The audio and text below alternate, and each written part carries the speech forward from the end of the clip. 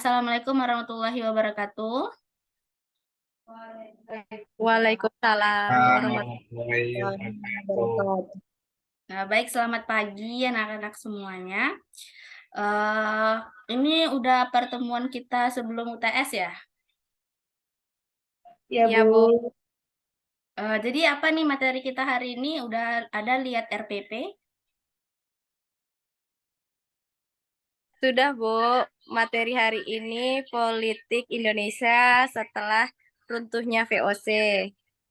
Oke, di sini Ibu akan menjelaskan ya, sebentar ya. Hmm,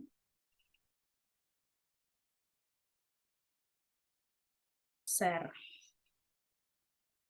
Ada terlihat share screen Ibu? Bu, kelihatan, Bu. Oke, baik, terima kasih.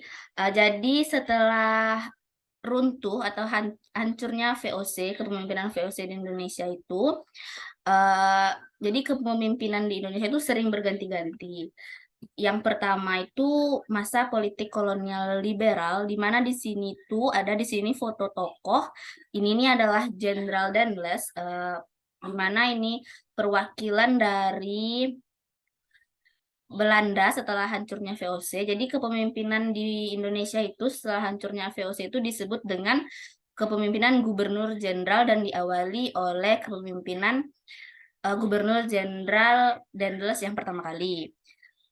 Jadi di sini itu Dendles memberantas sistem feodal yang sebelumnya itu diperkuat oleh VOC ya, demi untuk mencegah penyalahgunaan kekuasaan serta hak bupati mulai dibatasi, terutama yang menyangkut penggunaan tanah dan pemakaian tenaga rakyat, baik wajib tanah maupun wajib kerja hendak dihapuskan.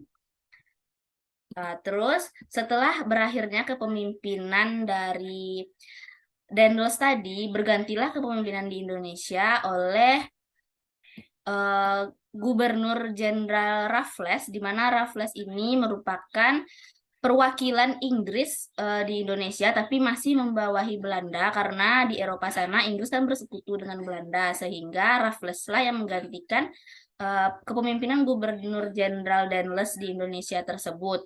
Jadi masa Raffles ini sering disebut dengan pemerintahan liberal, yaitu pada tahun 1811 hingga 1816. Dari kepemerintahan liberal yang diterapkan Raffles ini, di antaranya Raffles itu menerapkan land rent atau sewa tanah.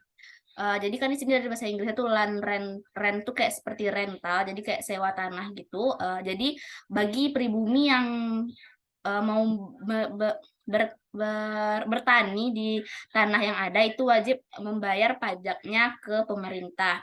Tujuan Landren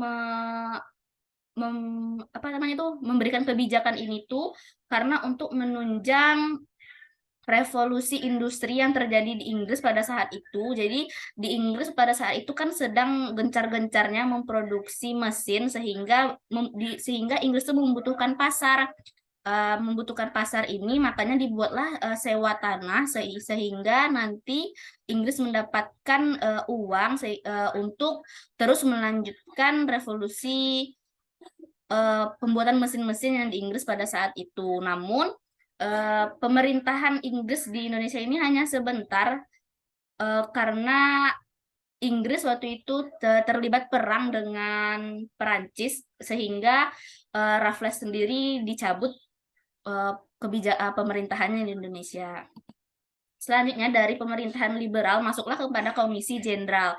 Jadi kita harus bisa membedakan di mana runtutan waktunya itu dari VOC yang pertama. Setelah runtuhnya VOC maka uh, terbentuklah pemerintahan gubernur jenderal. Setelah gubernur jenderal yaitu komisi jenderal, di mana komisi jenderal ini diawali oleh Cornelius Theodor Elaud dan nanti diakhiri oleh Van der Capellen. Ini ada foto dari tokoh Van der Capellen sendiri, di mana pada masa komisi jenderal ini eh, kebijakan-kebijakan yang pernah dilakukan itu pajak tanah yang dibuat oleh Raffles itu tetap dilanjutkan karena dianggap dapat menguntungkan pihak Eropa. Selanjutnya pajak kepala tidak dipungut secara per orang tetapi dibayar oleh desa.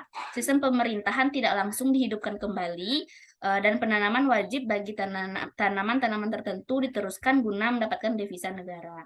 Namun masa ini tuh, masa Gubernur Jenderal dan Komisi Jenderal ini tidak luput dari kalau penelitian-penelitian yang ada itu menyebutkan bahwa ini merupakan masa coba-coba dari Belanda sendiri. Padahal di Belanda sana mereka itu juga sedang kacau dengan pemerintahannya, makanya sering juga terjadi pertukaran pemerintahan di wilayah-wilayah jajahannya, di termasuk di Indonesia sendiri pada saat itu.